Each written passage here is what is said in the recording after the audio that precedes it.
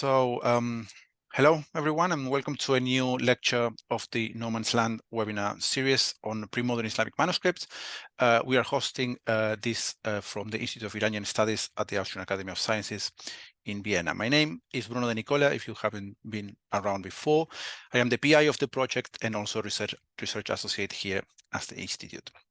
Before introducing our speaker for today, let me just remind you of a few practicalities about this talk that I do every time, but I think it's useful for in case of new people is joining in. Our speaker will talk for around 40 to 45 minutes, and then we will open the floor for questions to the participants of the webinar. You can use the chat, the Q&A option at the bottom of your screen, and also you can raise your virtual hand in the Zoom, and then I can authorize you to come into the screen and verbally communicate your question or comment to the speaker. We will be recording this lecture that then you will be able to see again in our new YouTube channel that we will be announcing more broadly soon, but it's already active. I will tell you more about that later. And but we will not be recording the Q&A part of this talk. So after all this, let's introduce our speaker for today. I have a great pleasure to introduce Dr. Shiva Mihan, until very recently associated with the Washington University of St. Louis. That's how we presented the webinar in our website, but since recently she has been appointed as curator of Islamic collection of the Persian world at the British Museum. So it is great news that we will have her back this side of the Atlantic very soon. So that's great news. She has published extensively on different aspects of manuscript cultures in the Persian world, of which some highlights I wanted to make is one she published on Bāysunghur's Shahnameh, a comprehensive study on the pinnacle of the Prince Library, and also forthcoming very soon there's a book, I think, Shiva, the Timurid manuscripts in context, coming with Brill this year in 2024. So looking forward to that as well. Today, she will be speaking about an unidentified princely edition of the Tārīkh-i Vaṣṣāf. So Shiva, thank you so much for being with us today. The floor is yours, and we are very eager to hear your talk. Thank you so much, Bruno, for this kind invitation and for having me. Let me share my screen. And okay. Good afternoon, evening, everyone. Thank you so much for joining us today. I'm going to talk about a manuscript Timurid prince who lived in the first half of the 15th century in Iran. After a brief introduction to Timurid cultures, I will focus on the manuscript, its the scribe identity, and its modern illustrations.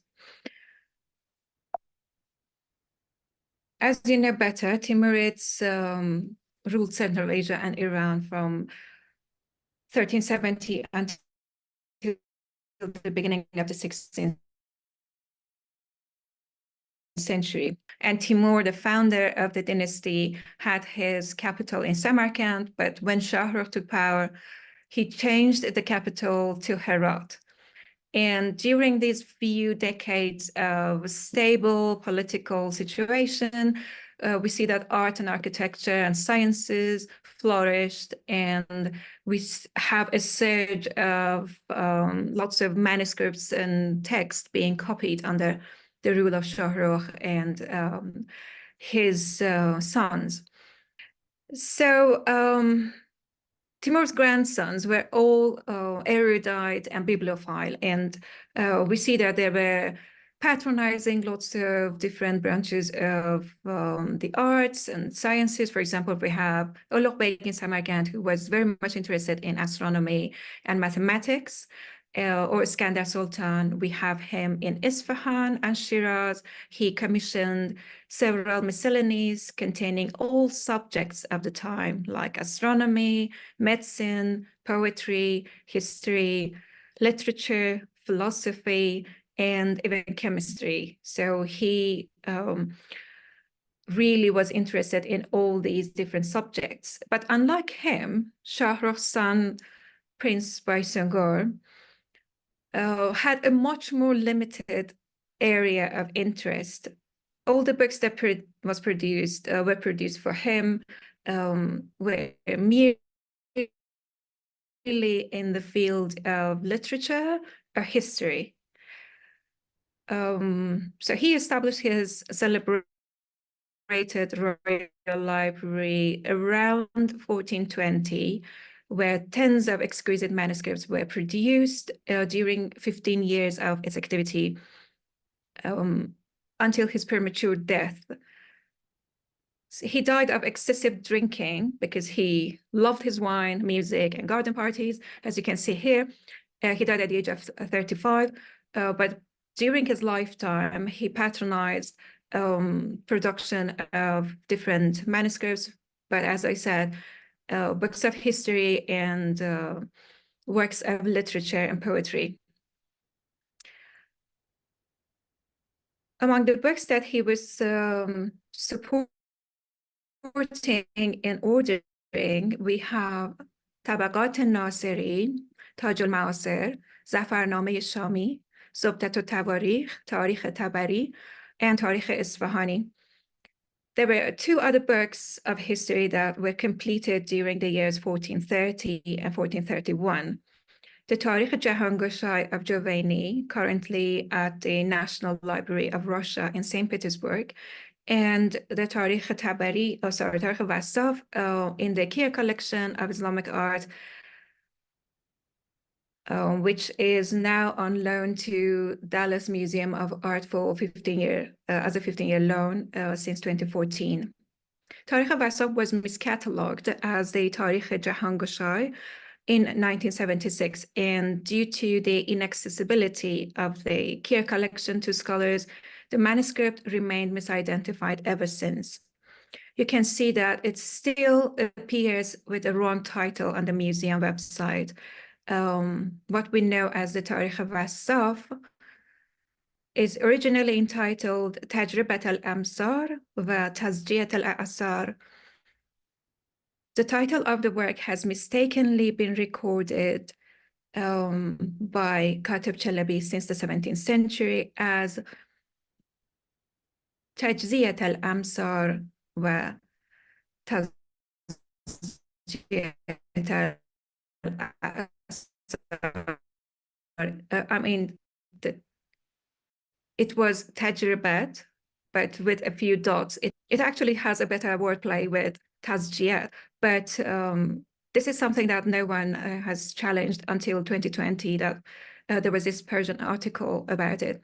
Ironically, Katib Chalabi was the author of Kashf al-Dhunun and Asami al-Kutub al-Funun, meaning the removal of doubt from the names of books and sciences, but he has recorded this wrong book name, and it has been around until recently. So Tārīkh-i Vaṣṣāf was composed by Sharafuddin Abdullah Shirazi, who was a historian, and it is the history of the Ilkhans from 1258. He started writing this, which was written by the Ilkhanid Wazir Atamalik Jovani in the year 1297.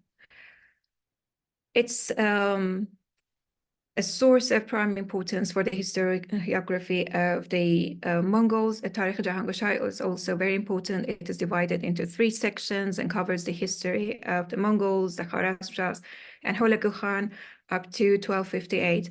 Both history books by Jovani and Vaṣṣāf are fine examples of a sophisticated style of ornate literary prose in Persian language. Sharafuddin Abdullah Shirazi started working on his book and presented it first, the first 3 parts to Ghazan Khan in 1303, and completed a 4th part a decade later and presented it to Uljaitu in 1312. That is where he was granted the title Wassaf al-Hazrat. Hence, the work is widely known as Tārīkh-i Vaṣṣāf. Around 1328, he completed a 5th part under Abu Sa'id al-Khan, which was unrelated to parts 1 to 4. and it's a separate thing. It contains an abridgment of the Tārīkh-i Jahāngushāy of Jawayni and several treatises such as Guyo Chogan and Nardu Shatranj. Vaṣṣāf died soon after, around 1330, when he was finished with his final work. So this was all about Tārīkh-i Vaṣṣāf and the importance of this book in our culture. Now, let's look at the copy that was prepared for Prince Bāysunghur. As I mentioned earlier, Bāysunghur commissioned Tārīkh-i Jahāngushāy and Tārīkh-i Vaṣṣāf, which were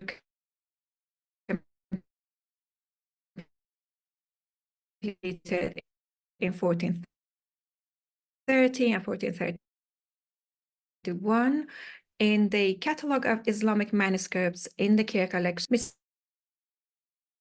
Identified the manuscript as information. Later scholars also refer to this manuscript with the wrong title. A possible reason for this confusion might be that a history by Vaṣṣāf is a continuation of Jawayni's work, and that is what the author has written in his book.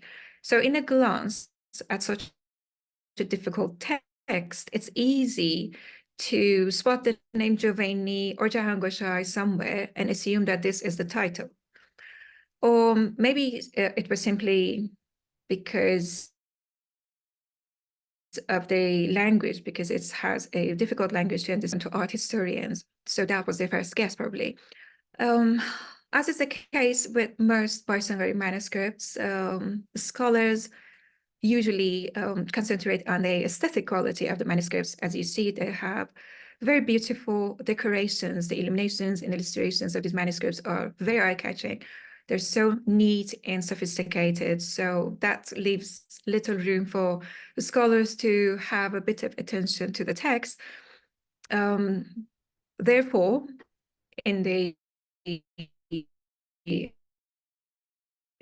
past half century, we do not see anyone challenging the text and identifying the correct title. The title were misunderstood or misidentified for decades.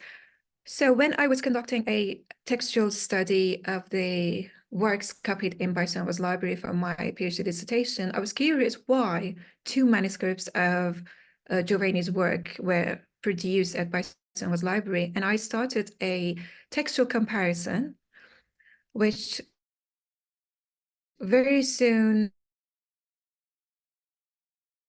revealed that the text was indeed not Jawayni's history, but that by Vaṣṣāf. Century Ottoman binding with an envelope flap, as you see in the picture here, and it's embroidered with floral designs in silver thread on the cover. The text in Persian is written in a beautiful early Tārīkh script in black ink with the Quranic verses, hadith, poetry, and proverbs in Nasr script. The Arabic passages and rubrics are in lapis blue, red, and gold. A luxuriously illuminated randle or shamsa with two pendants appear on the first folio, elaborately decorated with intricate motifs, as you can see, which is the characteristics of the Herat school. The current inscription in the heart of the Shamse reads, "Berasm Khazanat al-Kutub as-Sultan al-A'zam, Bāysunghur Bahadur Khan Khalladallah Mulkuhu," for the book treasury of the most significant Sultan, Bāysunghur Bahadur Khan, may God perpetuate his rule. At first glance, it appears just like a usual Bāysunghuri ex libris, but the spelling of the prince's name is different from all other manuscripts. Here we have Bāysunghur with Qaf instead of Bāysunghur with Ghain. Qaf, but at the same time, I mean, in contemporary manuscripts, we see that everywhere we have a spelling with Ghain. So I think this is convincing reason to conclude that the inscription is not authentic. and is in fact a later edition. Whenever we have forgers tampering with the manuscripts from Bāysunghur's court, they always have this mistake, and they misspell the prince's name. So we can see that the manuscript is original, the shamse is original, but the inscription was added sometime probably in the 20th century. The manuscript is decorated with 4 illuminated headings, like the one that we see here, at the beginning of each part of the Tārīkh-i Vaṣṣāf. It is missing the colophon and a few folios from the end of the manuscript. But in the final folio, at the lower 1/3 of the text, we see that the text is covered with this horizontal illuminated panel, which contains a shamse with 2 pendants, but the setting is so unusual style, let alone the Bāysunghuri manuscripts. This final shamse is a later attempt to copy the opening shamse in a 90-degree rotation, while the inscription cartouche remains unrotated, as you can see here. The inscription provides the date of completion written in the middle. In Arabic, it says the year 835 or 1431, with no indication of the scribe's ID. It does not question the authenticity of this illuminated shamse, but it is undoubtedly a forgery. It is probable that whoever added this shamse and the date was the same person who removed the final folios, probably because of the damage, and adopted the date from the original colophon, the damaged folios, and repeated that in this shamse.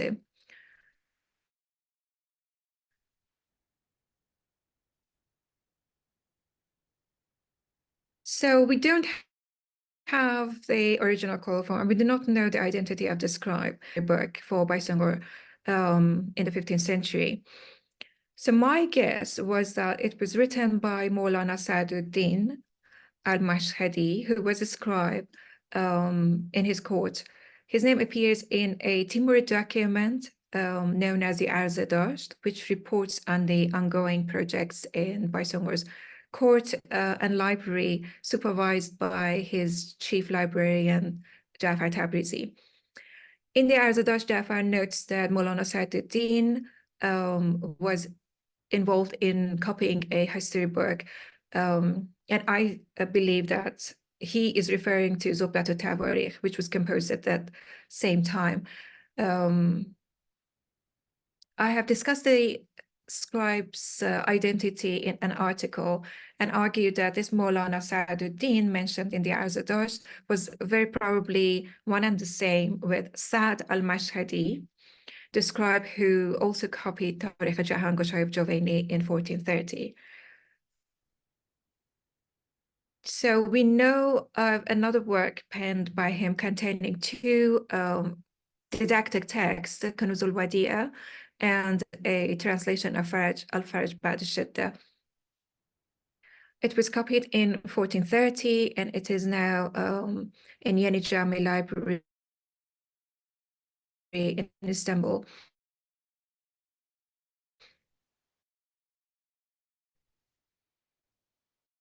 When comparing the calligraphic traits of the hand works in these 3 manuscripts, and that they were copied very probably by the same person.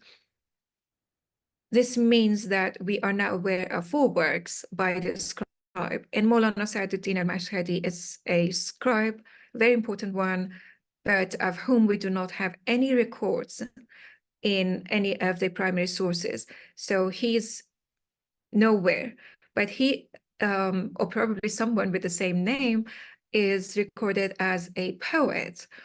And I have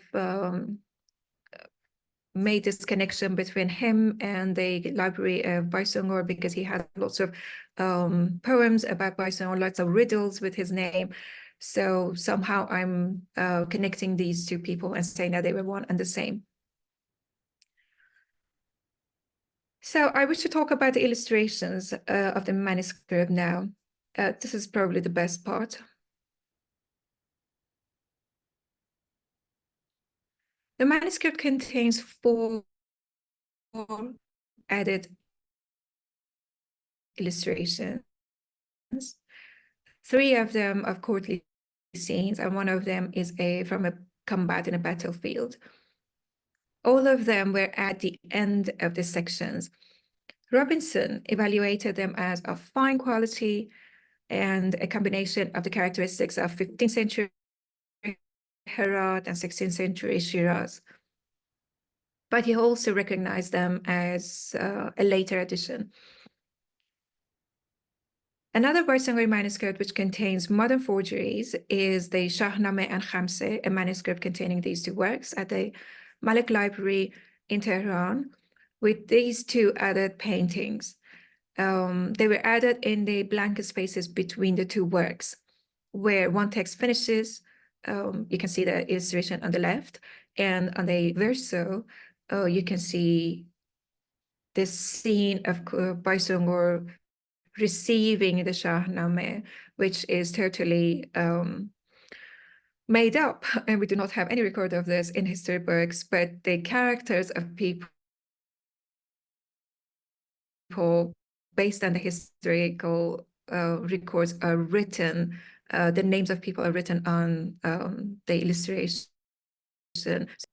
Yeah, the name of Hafiz Abru and Khafi and some other people who were at the court of Bāysunghur are mentioned and written,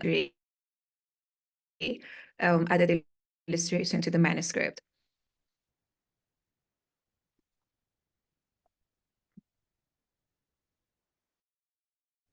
The illustrations that were added to the Tārīkh-i Vaṣṣāf, they are coming at the end of each text between the 2 works. Wherever they found a blank space, they inserted these illustrations, because usually we do not have any record of a Tārīkh-i Vaṣṣāf copy anywhere that was illustrated. It was not meant to be illustrated, so there were no spaces left for illustrations. Quality, and are executed in a very skillful hand by a style, and they are not comparable with Herat school, but he had his own language. You can see in these illustrations that they are rendered in a precise style, and they are trying to imitate some time between Safavid and Timurid style. We can find other examples by the same hand in other manuscripts, and same style are found in a manuscript of the Musibatnameh at the Chesapeake Library, which is dated 1430 or 1833, and it is signed by Azhar al-Khatib, who was a scribe at the court of Bāysunghur. This is in the Chesapeake Library, and we know that it was purchased in 1930s. Similar to Tārīkh-i Vaṣṣāf, this also has 4 modern illustrations, and here the painter had to cover the text, as obvious in these 2 illustration happens, an illustration appears. This is in the same style, and I think the painter intended to add something related to the court of Shahrukh. So we have this scheme. The inscription says that this section Shahrukh. Divan of Qasim Anwar, dated 1457, and it is located at the British Library. And similarly, it contains 4 added paintings. I think the painter really liked the number 4. So all these 3 manuscripts have 4 added paintings. And these are the same style and the same color scheme. This manuscript was a gift free in 1933. Again, it is happening in 1930s. But the date he acquired the manuscript and where he got it are unknown. The scenes that were added in the scenes, enthronements, and they are similar in the subject to the other 2 manuscripts. And we see that there are similarities between figures, faces, gestures, and garments between these 3 manuscripts, as you can see in these details.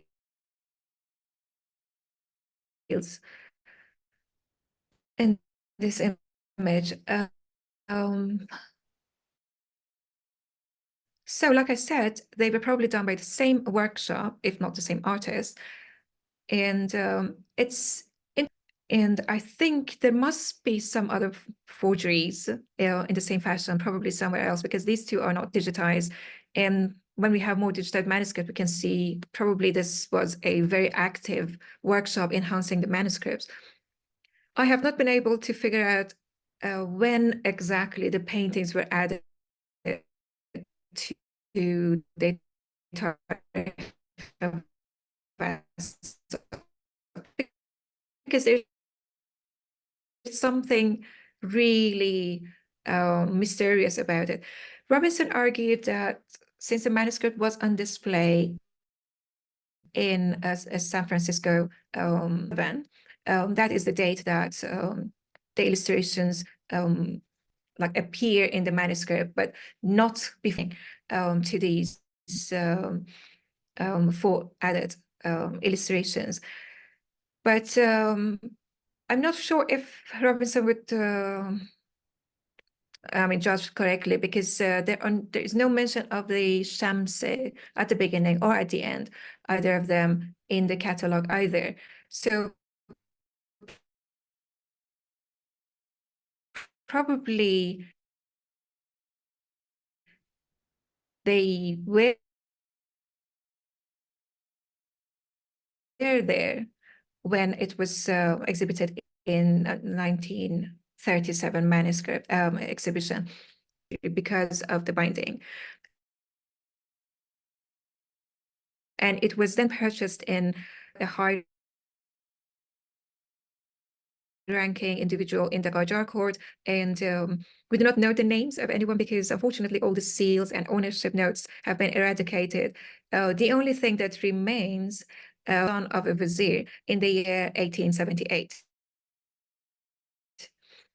So after that, we do not know anything about the journey of this manuscript until exhibition, and it comes from Herbert Fleischhacker, who was a tycoon in America, and it was sold to Kira Collection in 1972. So between 1937 and 1972, we see the seal of Iran's customs office, dated 1960. So how it is very mysterious when these illustrations were added, we do not know. And it was probably done during the